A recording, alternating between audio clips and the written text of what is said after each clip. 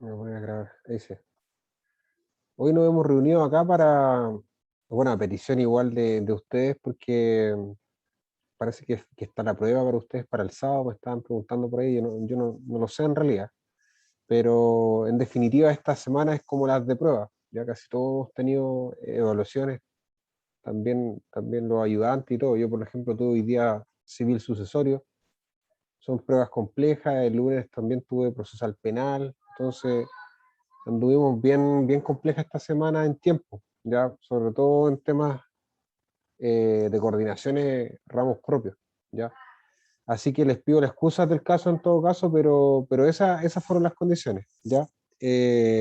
Ahora, bueno, la idea de esta reunión es un poco analizar un caso, ya, un caso que yo les voy a leer y que en base a un texto que, bueno, como un tipo de ejercicio, en base a un texto normativo, en este caso que sería una convención, se podría verificar qué derechos vulnera, ¿no?, el caso.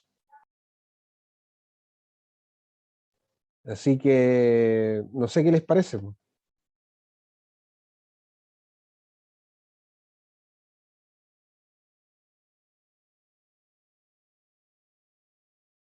Sí, está bien.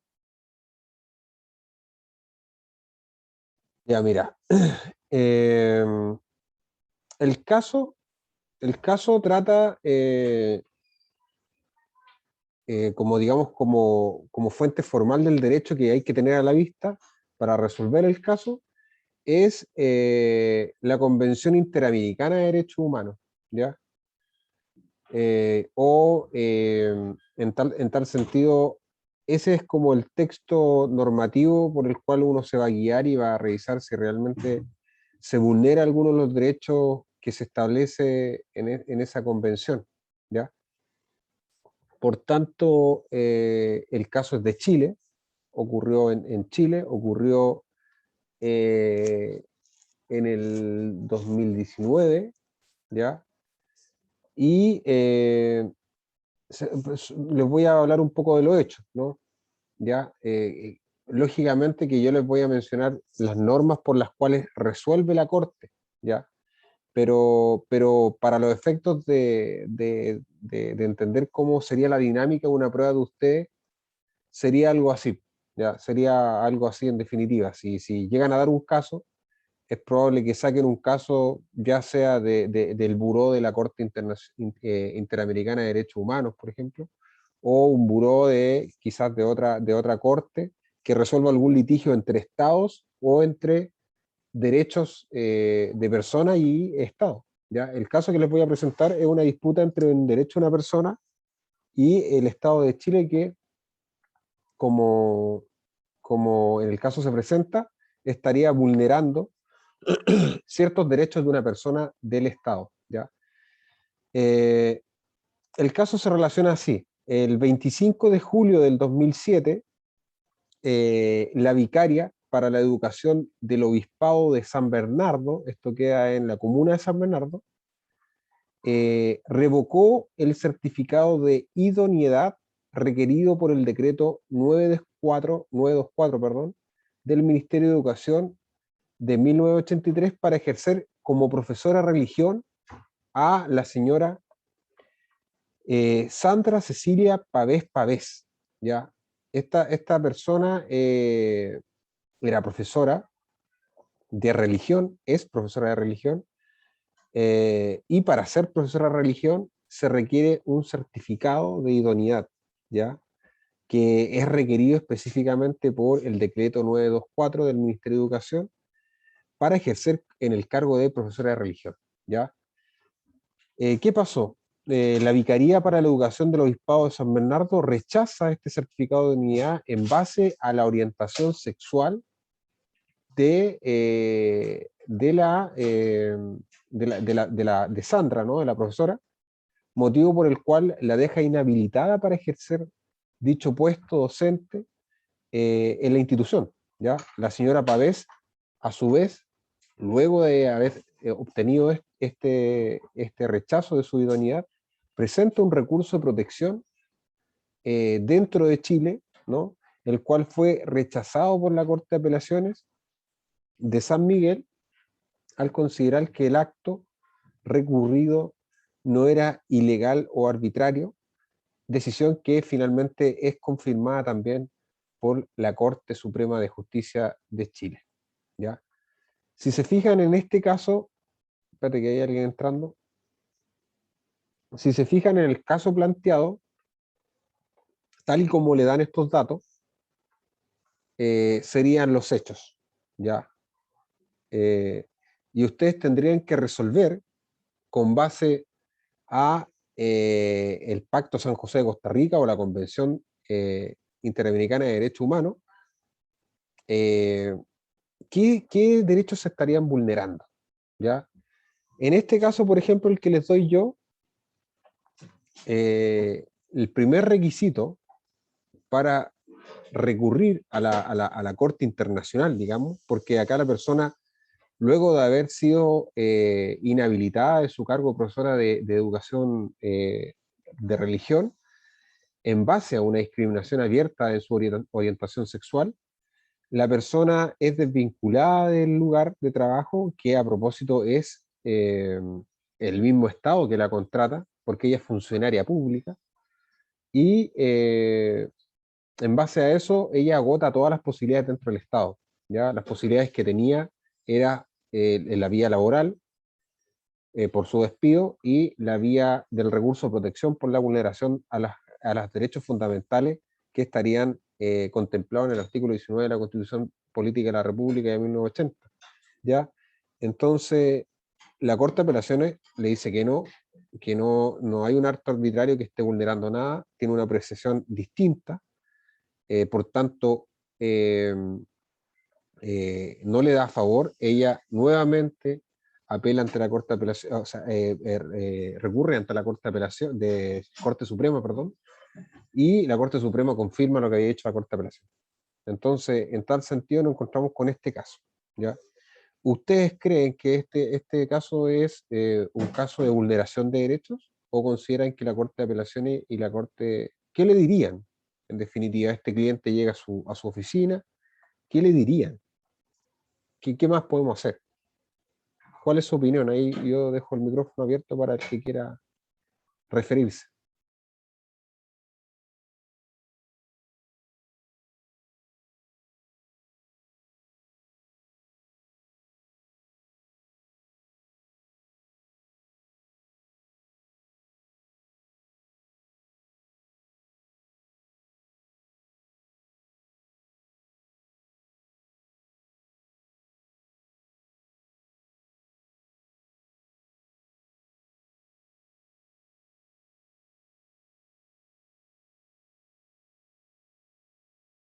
Ya, vamos a repetir el caso, ¿ya? Para, para que no queden dudas. En San Bernardo, acá en la comuna de San Bernardo, en Santiago de Chile, ¿ya? O sea, acá en Chile, ocurre que hay una profesora de educación de religión que es sacada de su cargo, ¿ya? Esto a propósito de que la profesora era de orientación sexual eh, homosexual, ¿ya? Y por tanto, la iglesia los sostenedores del colegio, que era católico, la sacan del colegio a raíz de su orientación sexual, consideran que no es una profesora de religión, no tiene que ser homosexual, tiene que ser heterosexual, ¿no? Y la profesora llega a su oficina y le dice qué podemos hacer. Ustedes como abogados le dicen, ya, vamos a la Corte de Apelaciones, nos vamos de recurso de protección porque nos estamos vulnerando cierta garantía. Lo que pasa es que la Corte de Apelaciones te dice que no, que todo está bien. Y luego ustedes recurren a la Corte Suprema y la Corte Suprema también le dice que está todo bien. ¿Qué más, qué opciones tendría más la persona acá? ¿Ya? ¿Qué derechos se le vulneran?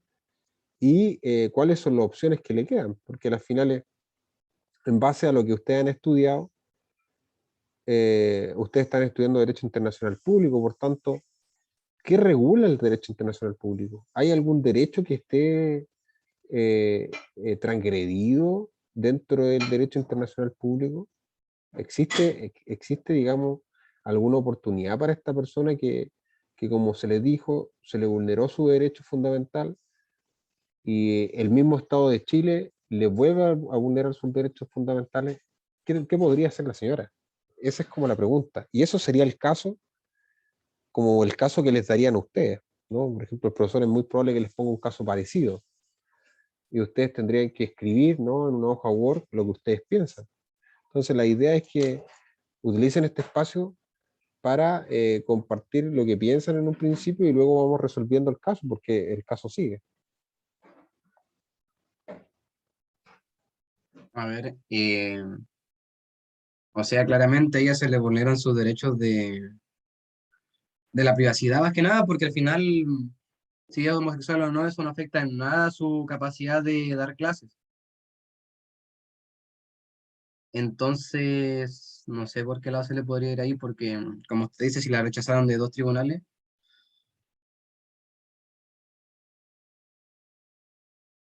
Claro, esta persona llega a tu oficina, ¿no?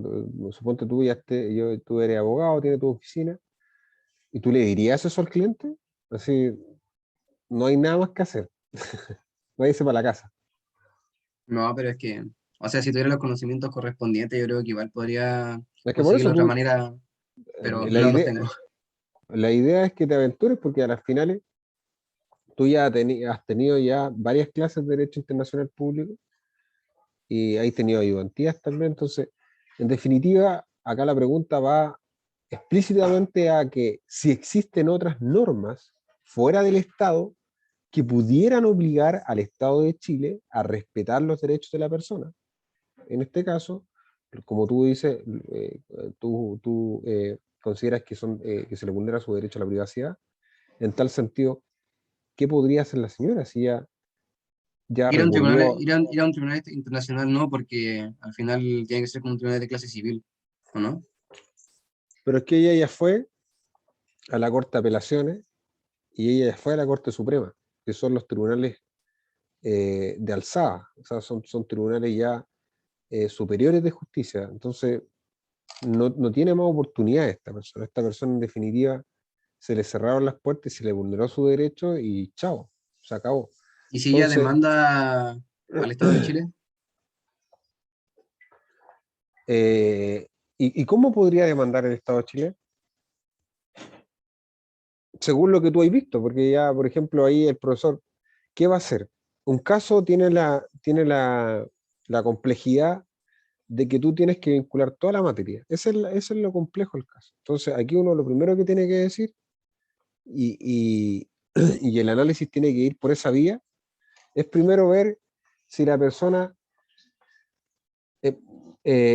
no podría, por ejemplo, eh, ir a la justicia internacional si no ha agotado todas las instancias dentro de la justicia nacional, o sea, dentro del país, ¿ya? En el caso de la señora propuesto, ya nos dimos cuenta que ya utilizó todas las instancias judiciales dentro del país, ya tiene la Corte Suprema y ya estamos listos. Entonces, habría que buscar otras fuentes, a eso me estoy refiriendo, otras fuentes formales, otras, otras modos en donde se revista una norma que obligue al Estado. Entonces, nosotros nos encontramos acá con muchos pactos, ya pactos que se han celebrado entre países y que han, eh, establecido ciertas normas, ¿no? Donde los países se adscriben, a veces los países se adhieren, ¿no? Otros países también colaboran con la creación de la norma internacional, pero en definitiva los países lo obligan, ¿ya? Entonces, este caso, en primer lugar, lo que tendríamos que hacer es decirle a la persona que vamos a analizar si hay otras fuentes, ¿no?, que obliguen a Chile. Eso es como lo primero, porque presentado el caso así, nosotros sabemos que existe el Pacto San José-Costa Rica, existe también la Declaración de Derechos Humanos, la Declaración Universal de Derechos Humanos. Entonces vamos a revisar primero, ¿no? Revisamos si hay algún tratado internacional que esté ratificado por Chile, que esté promulgado y que esté publicado, por el cual se estarían respetando. Entonces, nosotros lo primero que hacemos es vincular eso con un artículo en específico que está en nuestra Constitución y que autorizaría de alguna forma a recurrir a una instancia internacional, ¿ya? Entonces, ese famoso artículo que tienen que manejar siempre es el artículo quinto y sexto de la Constitución, ¿ya? Esos artículos son gravitantes a la hora de revisar la jerarquía de un tratado y si realmente obliga o está sobre la ley o está sobre la Constitución, y que podría llegar a obligar al Estado de Chile. Entonces, lo primero que hay que hacer, como les dije, es analizar si existe una norma de derecho internacional que sea obligatoria para esto. Entonces, ustedes en la prueba ponen eso. Sí, lo primero que se revisa es si hay una norma o una fuente formal de derecho internacional aplicable al caso. Si la hay, como la materia que estamos hablando es de derecho humano, probablemente sea un pacto de derecho humano. ¿Ya? Puede estar contenido en el Pacto San José-Costa Rica, que son los dos instrumentos más importantes, o la Declaración Universal de Derechos Humanos. Entonces, esa es como la primera, conclusión. ¿Ya? Entonces, luego de haber realizado esta conclusión, dime nomás, dime. Artículo quinto y sexto de la Constitución.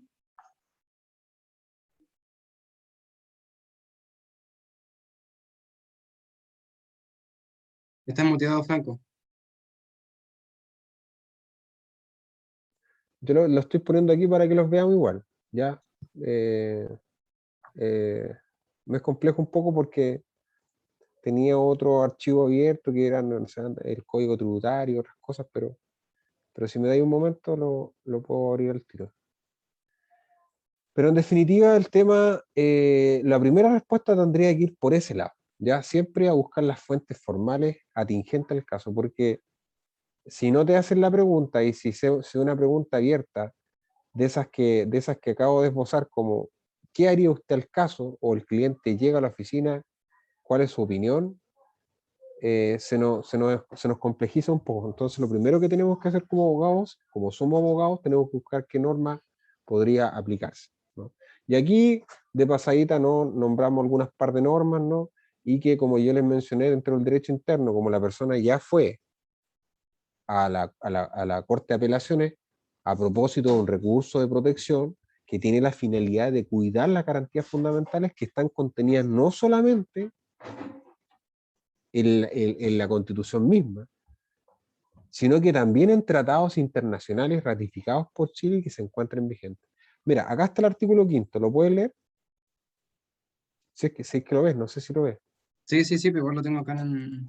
Ya, léelo, es de lo que tenés tú, da lo La mismo. soberanía reside esencialmente en la nación. Su ejercicio se realiza por el pueblo a través del plebiscito y de elecciones periódicas y también por las autoridades que esta constitución establece. Ningún sector del pueblo ni individuo alguno puede atribuirse su ejercicio. Sí, no, ¿Sigo? sí, el inciso 2, sí.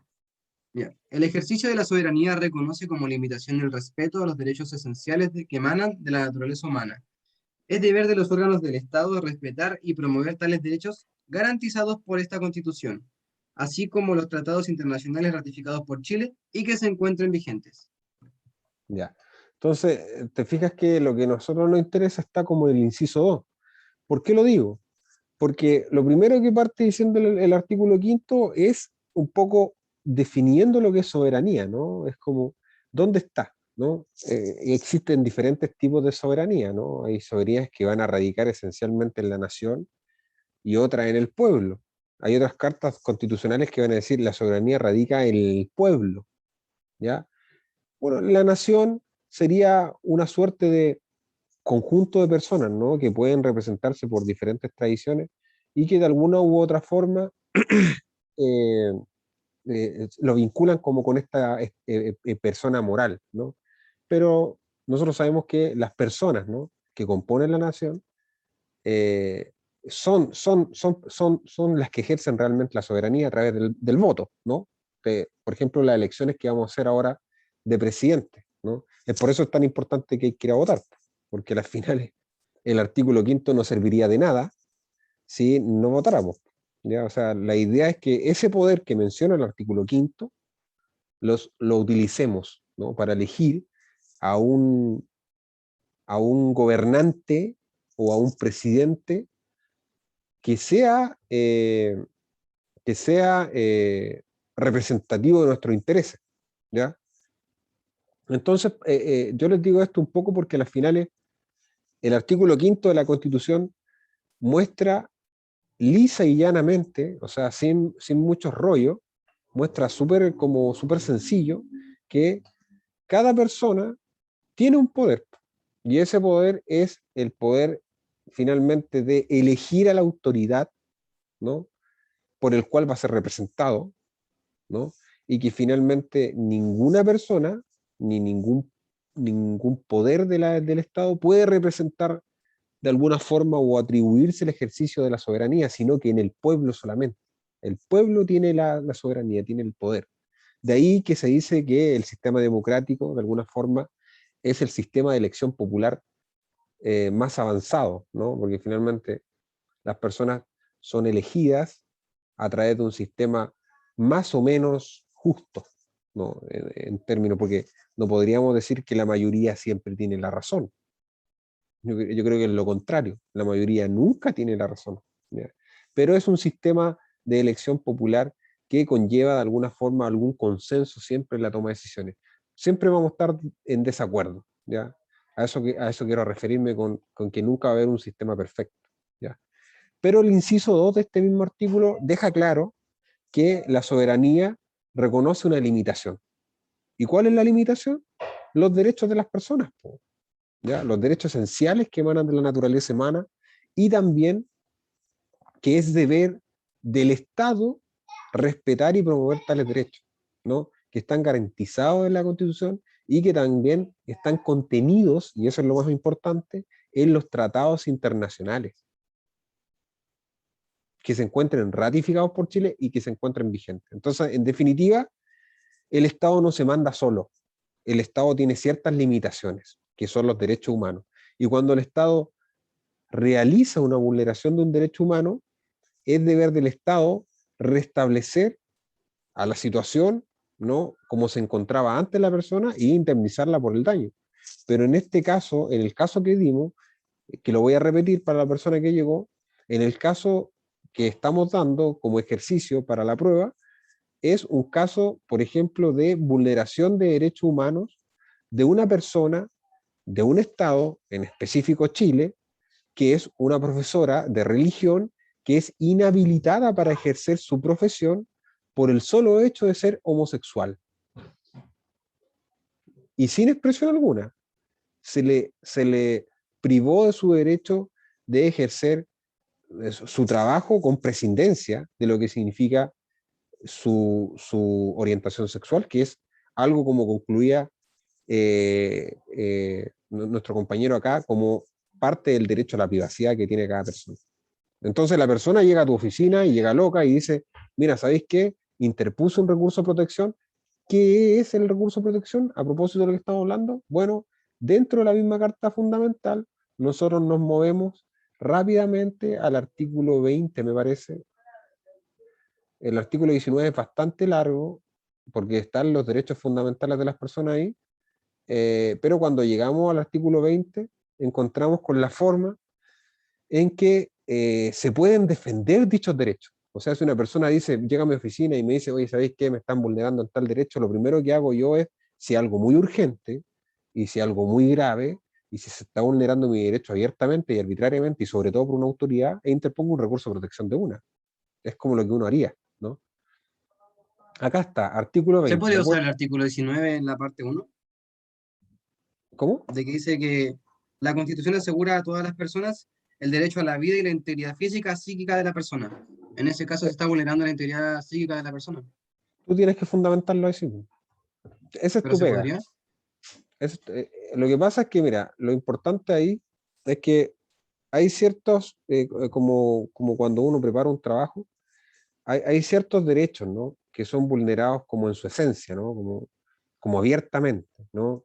Y cuando hablamos de vulneración en su esencia es porque finalmente se destruye el derecho, ¿ya? O sea, no queda ni siquiera un germen de hecho, nada, se destruye completamente. Entonces, cuando el ejercicio de alguna función pública arrasa con un derecho en su esencia, estamos hablando de una discriminación abierta.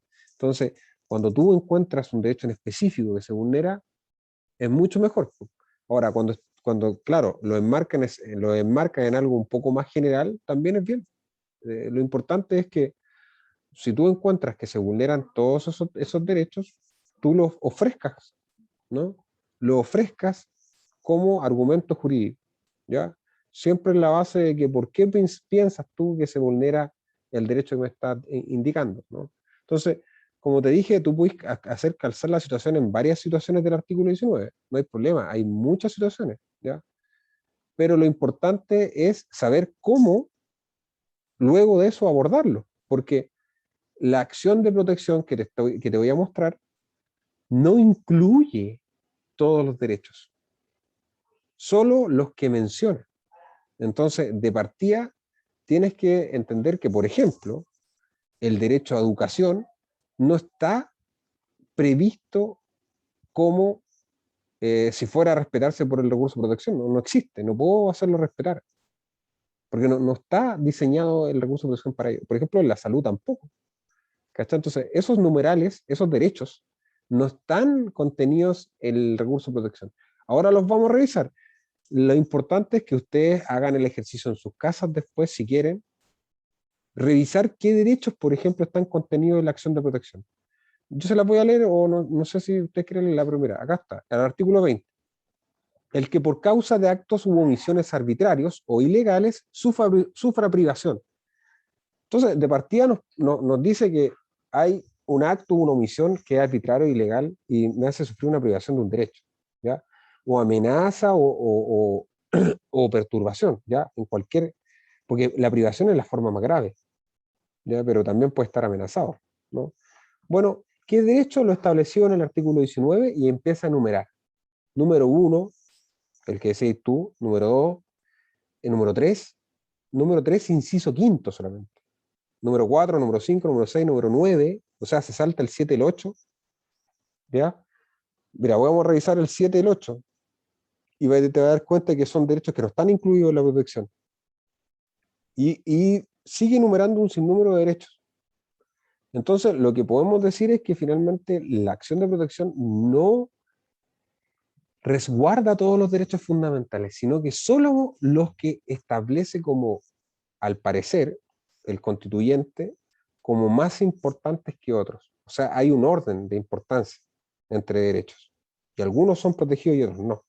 ¿Cachai? Entonces, puede ocurrir en un país que no haya una acción de protección de un derecho y que haya que recurrir fuera de la Constitución. Y cuando recurro fuera de la Constitución, digo, ¿a dónde voy? Bueno, el artículo quinto me dijo claramente que tenía que ir a los tratados internacionales. Y me voy a los tratados internacionales. Pues yo reviso qué tratados internacionales tiene Chile en materia de derechos humanos y que estén vigentes, que se encuentren ratificados y que puedan ser respetados. ¿Cachai? Ahí Entonces, entendí, ese es el raciocinio que se hace. Porque ahí logré entender.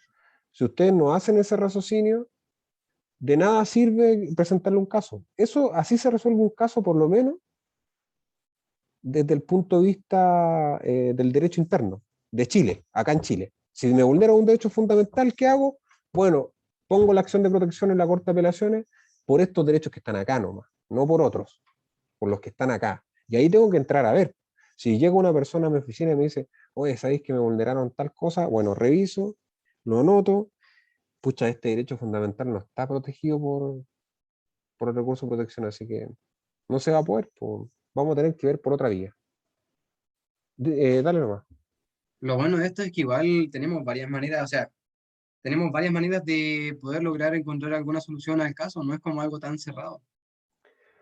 Sí, lo que pasa es que recuerda que ustedes están estudiando, en principio, están estudiando Derecho Internacional Público. Entonces, el caso que yo le estoy presentando agotó todas las instancias dentro del país. O sea, el caso ya no se resolvió dentro del país. ¿Por qué? Porque las cortes dijeron que estaba bien lo que había hecho, en este caso, la vicaría o la dueña del colegio, con suspender su legítimo derecho a la persona que estaba ejerciendo como docente de religión por su condición sexual. ¿cachai? O por su orientación sexual. Entonces, eso que nosotros entendemos como una discriminación abierta, porque, bueno, yo no he dicho nada acá, pero de todos los que están acá, ¿alguien piensa distinto a lo que estoy planteando? ¿Puede alguien pensar distinto? Por ejemplo, no sé, a ver, eh, puede algún representante, ¿no? A ver, volviendo a todo lo que estamos hablando, estábamos diciendo que puede darse la vulneración de algún derecho fundamental y que no pueda estar protegido dentro del recurso de protección y que además de eso pueda darse, ¿no? Que la persona se le vulnere el derecho y no tenga nada que hacer en el país. ¿Y qué va a hacer? Va a tener que ir a una legislación o va a tener que ir, perdón, al derecho internacional público. Aquí algún tratado que esté ratificado por Chile, ¿no? ¿Y por qué? ¿Por qué dijimos eso? Porque el artículo quinto, ahí ustedes que tienen que hacer el raciocinio cuando nombren normas, porque el artículo quinto menciona, profesor, o no sé, que el ejercicio de la soberanía, ¿no? Esta soberanía que nosotros realizamos cuando vamos a votar por nuestro presidente de la República, y ojo ahí, cuando nosotros realizamos y vamos a votar por nuestro presidente de la República o por nuestros legisladores, ¿no? A los que trabajan en el Congreso, diputados, senadores, tenemos que pensar bien por quién votamos. Porque si pensamos a votar por personas que piensen que la homosexualidad es mala, te vas a encontrar con estas vulneraciones de derechos seguidas.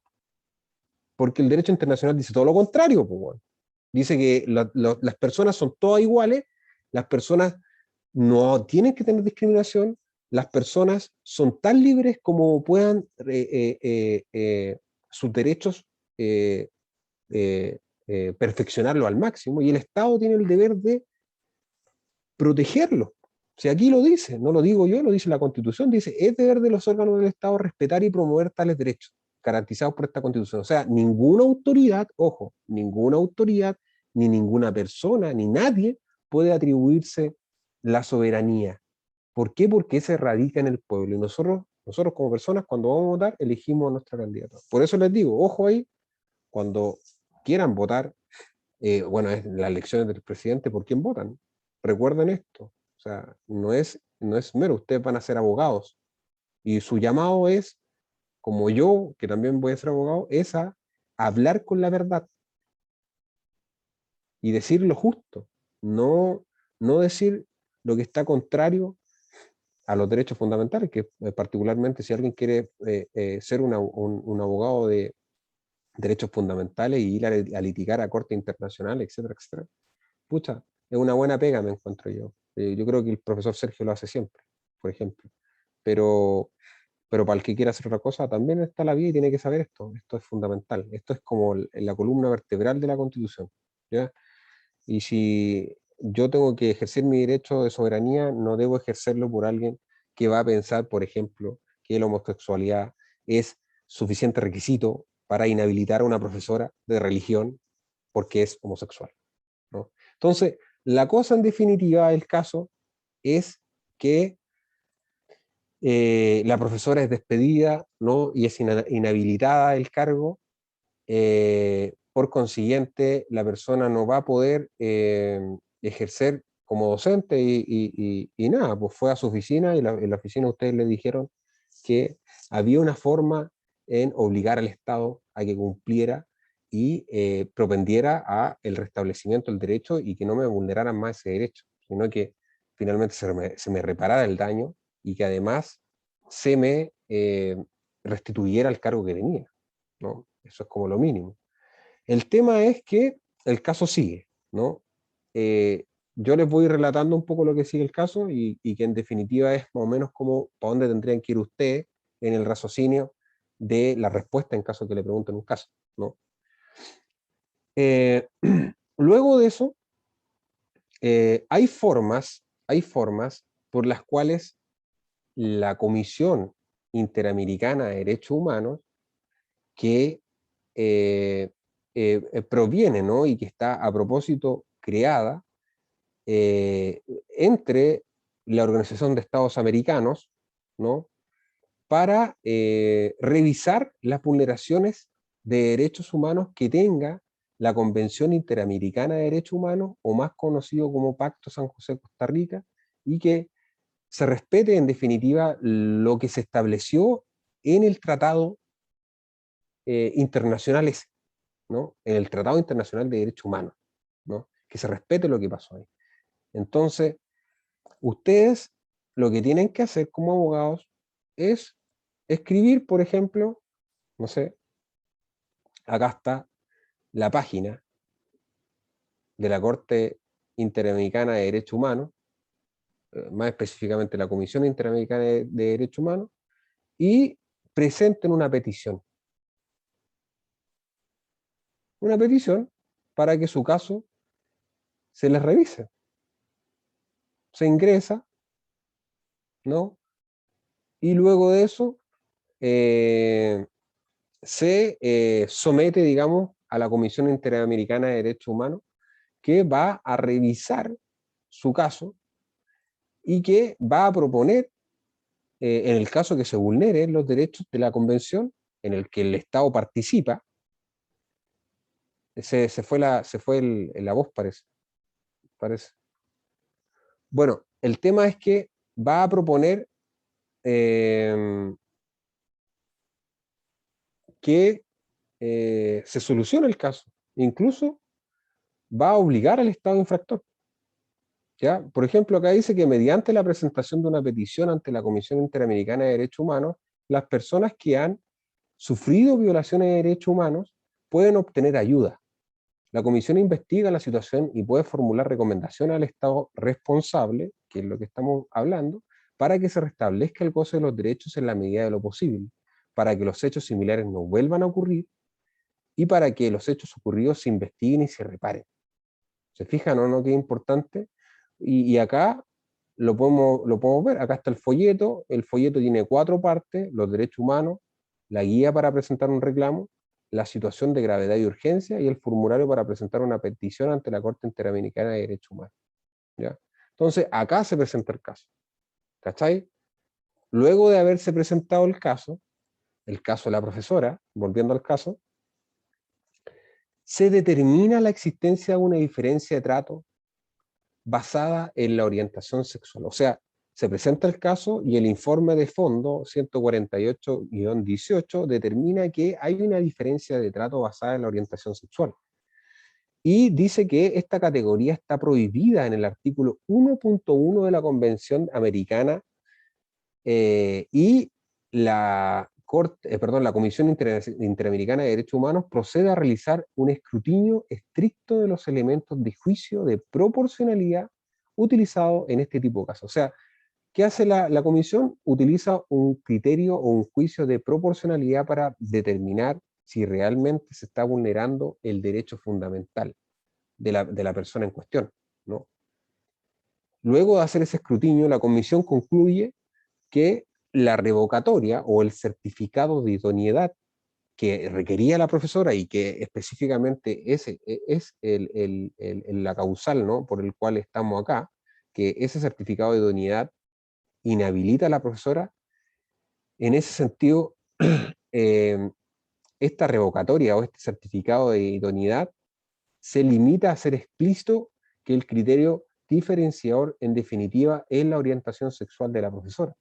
¿Ya? No ofrece ningún motivo alguno, y no supera el test de objetividad y razonabilidad que utiliza el criterio de proporcionalidad, ¿no?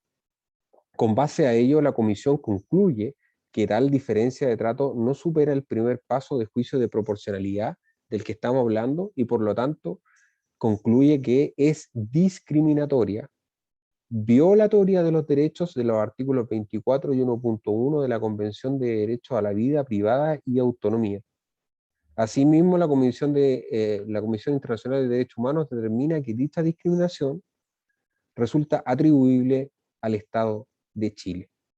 ¿Ya? Entonces, acá vemos, por ejemplo, que a través de un procedimiento súper simple se puede llegar a determinar que realmente no estoy tan mal.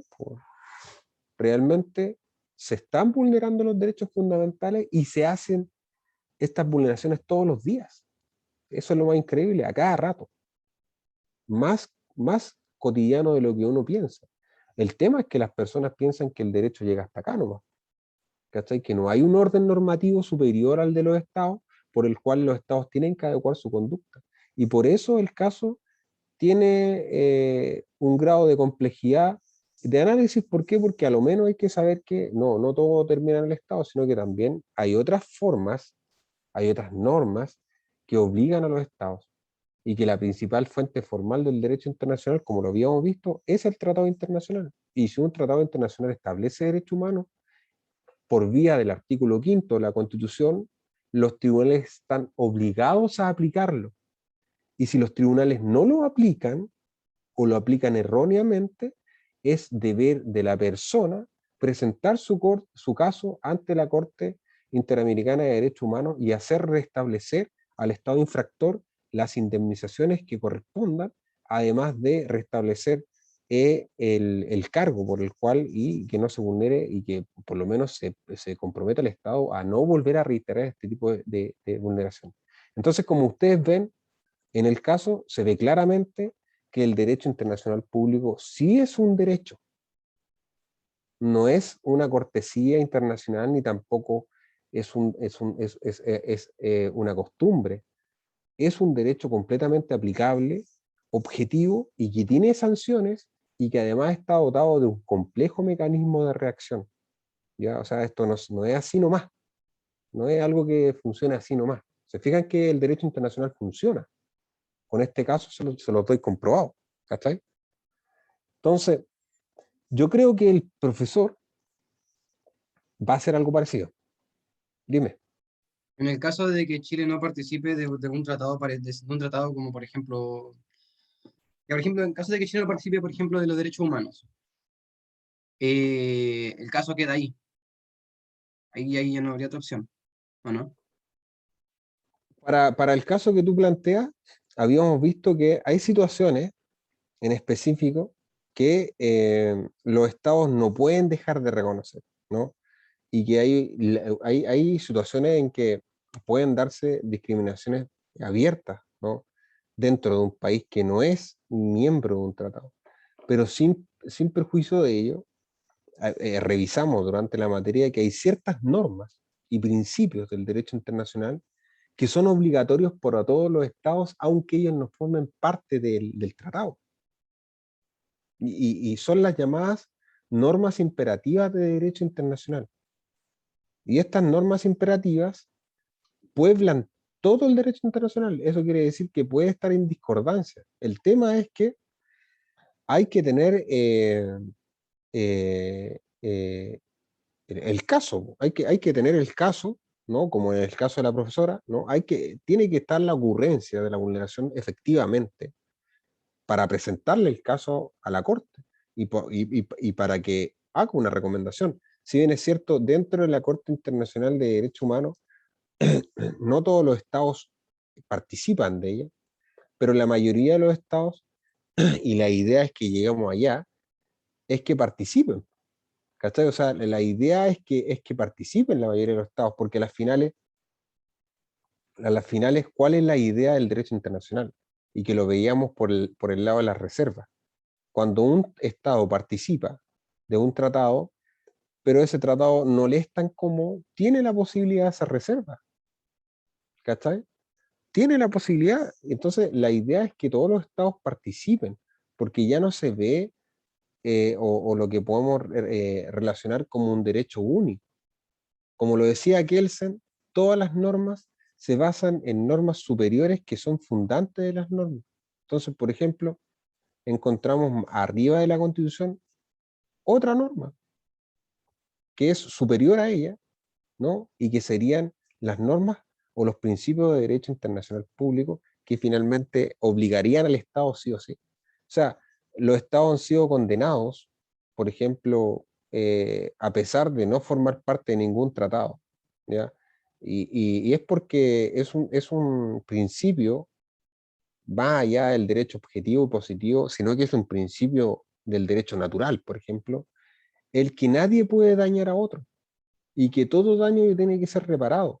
¿Cachai? Por ejemplo, eso es un principio que, a pesar de no estar contenido en ninguna norma en específico, en el Código Civil, ¿sí? Por ejemplo, pero aparece como un principio fundamental del derecho internacional también, como que ningún Estado puede desligarse de su responsabilidad, y menos ante una persona. ¿Cachai? Entonces, todos esos fundamentos uno los puede utilizar como más o menos para esbozar por qué la obligatoriedad del derecho internacional inunda incluso aquellos países que no están dentro digamos, del círculo, ¿no? Por ejemplo, aquí, bueno, acá está la Corte, ¿no? Acá están los integrantes de la Corte, eh, y así en general, o sea, la mayoría, por ejemplo, de los integrantes aparecen de alguna u otra forma con carreras que vienen de diferentes países, etcétera. Entonces, yo creo que ahí lo más importante eh, es, por lo menos, saber que existe un orden internacional superior por el cual pueden resolver los conflictos, y el caso lo demuestra. ¿Cachai? O sea, eso es lo importante. Yo creo que el caso no es tan complejo, entonces cuando les presentan un caso no se vean tan en la complejidad de no voy a resolver, no voy a poder resolver esta cuestión, que no sé qué, que es muy difícil, ¿no? Bueno, existen instancias internacionales, eso sépanlo desde ya. ¿Cachai? Y si bien es cierto, para que sean mucho más efectivas las recomendaciones y para que el Estado adecue su derecho interno, bueno, es necesario también que participe en ciertos tratados, ¿no? Y si no participa en ciertos tratados, claramente va a ser un país que va a ser más sancionado que otros, ¿ya? En materia económica, por lo menos, yo veo que, por ejemplo, Estados Unidos no participa en muchos tratados, sobre todo en tratados de medio ambiente, tratados de conservación de la naturaleza, tratados del control de las emisiones de CO2 al medio ambiente, tratados en materia de minería. Ello simplemente se explica porque detrás también de cada Estado hay intereses políticos, ¿no? Y esos intereses sobrepasan, digamos, la voluntad de repente de la comunidad internacional, que trata de controlarlos, ¿no?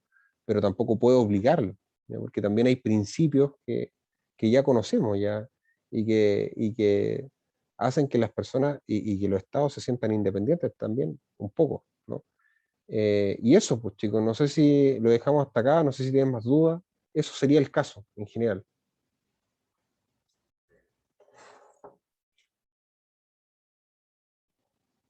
Me quedó todo claro.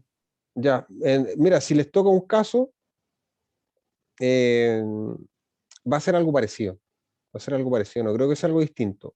Una El otro consulta, tipo, dime, también hay otro tipo de casos que, por ejemplo, que él nos planteó también en clase, Bastián, si me puedes ayudar, que lo estábamos comentando con él, era sobre el tema de las embajadas. ¿Cómo se llama cuando una persona va a una embajada y pide protección? ¿Cómo se llama eso? asilo. Asilo, por el tema del asilo. La diferencia entre el asilo en una embajada, a que, por ejemplo, te den una visa para irte a un país con protección, y en un caso de esos, ¿podrías plantear un caso parecido? Mira, lo particular del tema del asilo es que también es una institución bien latinoamericana, y que además de eso es una de las pocas instituciones que tampoco está regulada muy bien por el derecho internacional, sino que más allá de eso, es más regulada por la costumbre de los países. Entonces, los países acostumbran a hacer ciertas cosas, ¿no? Entonces, dentro de esa perspectiva, la norma hay que adecuarla a hechos, por ejemplo, que se hayan dado entre esos estados. Por ejemplo, si te plantean un caso así de esa alta complejidad, valdría a lo menos ver cuál ha sido la función de ese país en marco al cumplimiento. Porque, por ejemplo, cuando un estado tiene una embajada, por ejemplo, habla de una relación diplomática con el otro estado buena, ¿ya? Pero cuando se retiran los agentes diplomáticos de un estado, hay una cierta consecuencia, ¿no? Quiere decir algo el Estado, ¿no? Hay un cierto enojo, ¿no? Y los retiro y es porque realmente no quiero tener relaciones internacionales contigo. Pero la institución del asilo va más allá de eso. Aquí, detrás del asilo, hay institución humanitaria. No sé si lográis verla, porque finalmente el asilo, ¿qué es lo que busca?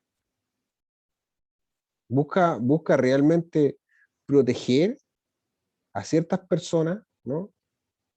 O realmente busca favorecer. Yo encuentro que la institución del asilo, más que nada, busca proteger a ciertas personas en ciertos casos bien específicos, ¿no? Y que, por ejemplo, la inviolabilidad de una embajada sea tan importante a la hora de, por ejemplo, el conflicto del 73. No sé si ustedes vieron que muchas embajadas, bueno, sobre todo la cubana, en el conflicto del 73 fue arrasada. Se sacaron las personas, se enviaron para afuera y se tomaron esa cuestión. Claramente no estaban ni ahí con Cuba, ¿cachai? Pero no fue lo mismo, por ejemplo, con la embajada, eh, no recuerdo el país, Finlandia parece. No sé si fue Finlandia no recuerdo, pero es un país bajo. No pasó lo mismo con ellos. ¿Por qué no pasó lo mismo? Habían intereses económicos. Entonces, de repente todas esas cosas se ven moldeadas por otros factores. Lo importante sí es que dentro de una embajada y dentro de esas situaciones, ¿no? Se busca proteger personas más que nada. Entonces, yo creo que para resolver ese tipo de casos es viable buscar información como ustedes van a estar así en Google y va a ser en la casa. No creo que no creo que tenga mucha complejidad. Buscan casos en Google, ¿cachai? Sobre asilos, ¿cachai? Sobre determinaciones, observaciones que haya hecho organismos internacionales, opiniones, sobre todo de organismos internacionales, para encontrar la respuesta, ¿cachai? Pero siempre va a tener más que nada el caso una opinión. No va a haber algo, no sé si correcto. O sea, por ejemplo, en este caso que te planteaba yo, podéis decir cualquier barrabasada, podéis decir lo que tú queráis, da lo mismo, pero tu opinión vale. Y tu opinión tiene que ser más o menos en el marco del derecho internacional público. No hay opinar, por ejemplo, no sé, po, no, es que lo que pasa es que que el asilo está concebido desde la perspectiva, no sé, el derecho de familia, no sé, empezar a meter otras cosas nada que ver. O sea, al final te están preguntando derecho internacional público. Buscáis normas de derecho internacional público que contengan asilo. Si hay algunas normas que contengan asilo, las revisas. ¿Y qué dicen? La revisáis y la aplicáis al caso. Tú eres abogado, tú funcionáis con normas, no funcionáis con otras cosas. Entonces, siempre cuando te pidan algo, buscáis la norma de lo que están pidiendo, ¿cachai? Por eso te digo que tiene un grado de complejidad, porque es una institución bien latinoamericana y que además tiene el grado de complejidad de que no aparece como algo bien fácil de buscar, ¿cachai? Entonces, yo creo que por ese lado aparece un poco complejo.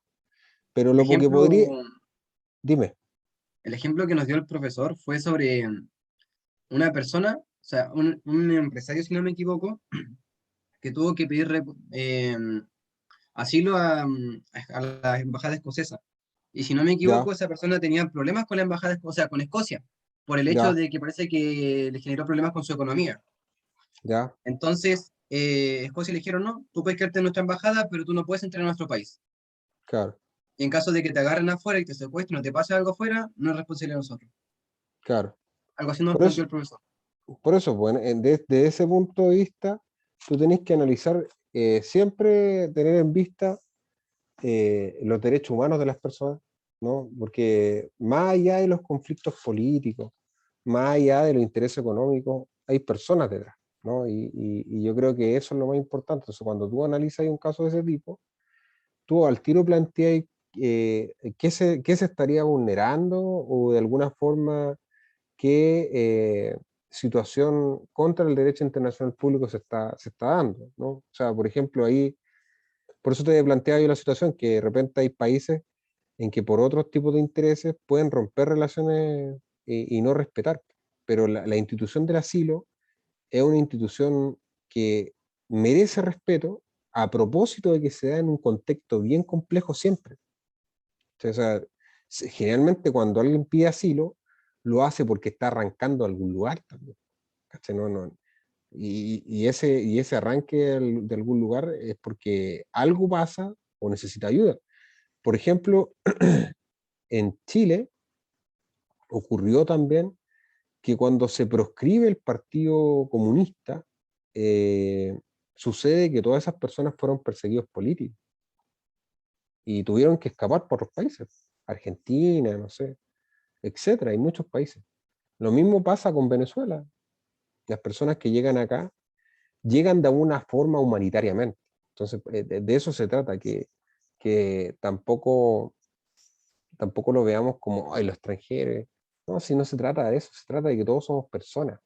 Se trata de que todos tenemos que tener situaciones bastante complejas en donde los países se tienen que colaborar entre sí, ¿no? Entonces, la idea de la colaboración entre sí, por eso es una idea latinoamericana, porque Latinoamérica, particularmente Latinoamérica, tiene un sistema distinto al de otros países, al de otras zonas geográficas, al de Europa, por ejemplo. Hay instituciones que han sido copiadas. Entonces, por eso te digo, yo considero que en Latinoamérica somos más hermanos, pero eso significa que los hermanos se pelean, po, ¿no?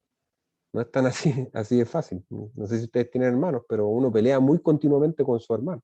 Es mucho más fácil pelear con su hermano. Entonces, por eso se crean estas instituciones, a propósito de salvaguardar ciertos sucesos que pueden suceder y que pueden ser perjudiciales para las personas. Entonces, por eso es tu opinión. Tal como la di yo, tu opinión. No te están diciendo algo perfecto ni que tampoco eh, sea correcto para nada. Yo creo que la respuesta nunca es correcta. Por eso les planteaba yo en el caso anterior. Chicos, de verdad. Mira, esta weá funciona así, yo creo, así, muy simplemente. Puedes estar de acuerdo con algo, como también no puedes estar de acuerdo con algo. Lo importante es que sepas defender tu posición, sepas dar argumentos que sean a lo menos convincentes de que tu posición es cierta. Entonces, como ustedes son abogados, siempre cuando les pidan algún argumento y no encuentren normas, por ejemplo, si no hay normas, siempre refiéranse que es una norma consuetudinaria, y si les aparece así, es una norma de costumbre nomás, ¿cachai? Pero no quiere decir que no tenga fuerza, todo lo contrario, tiene mucha fuerza. Recuerden que la primera fuente formal del derecho, bueno, son los tratados, pero cuando no hay tratado, hay costumbre, ¿cachai? Los países se rigen por lo que siempre han hecho. Es así el derecho internacional. Entonces, puede ser que alguien en este curso haya estado de acuerdo, por ejemplo, en que a la persona, a la profesora de religión, no puede hacer religión. ¿Por qué? Porque los homosexuales no hacen religión.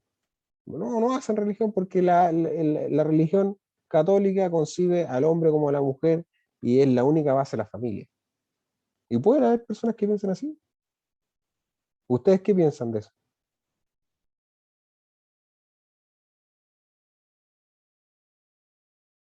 O sea, en el caso de la profesora veo dos puntos. Bueno, pero el caso no solo, lo que yo no te estoy hablando del caso en específico. Siempre piensa desde el punto de vista de tu opinión. De tu opinión, no en lo jurídico ni nada. ¿Tú qué pensáis?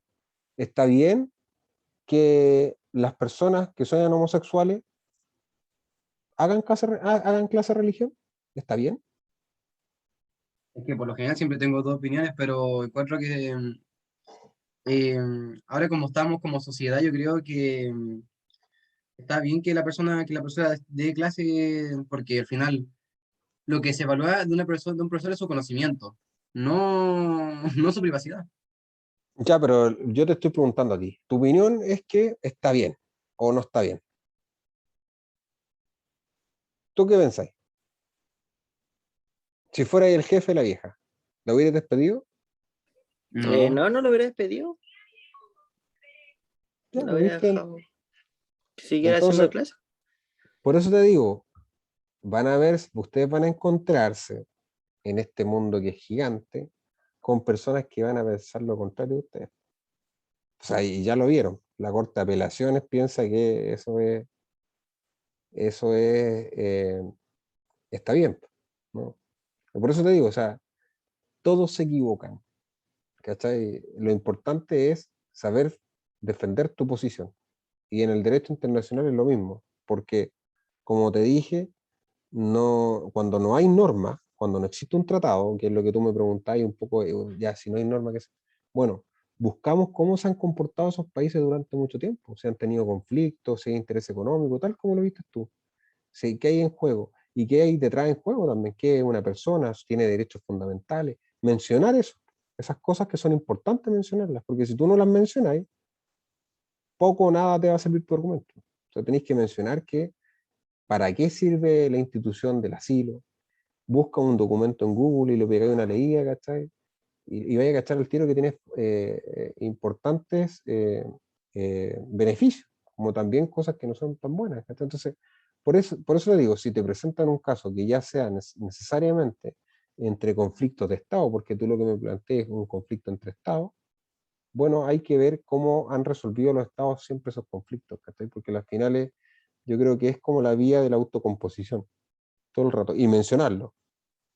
Mira, yo creo que esto se podría solucionar de tal forma, o propone soluciones, no sé, sería bueno que se estableciera por un tratado, etcétera. Porque ir a decir, o no sé, creo que esto ya está afianzado por la comunidad internacional. Le ponía argumentos nomás, porque al final es lo que te van a evaluar.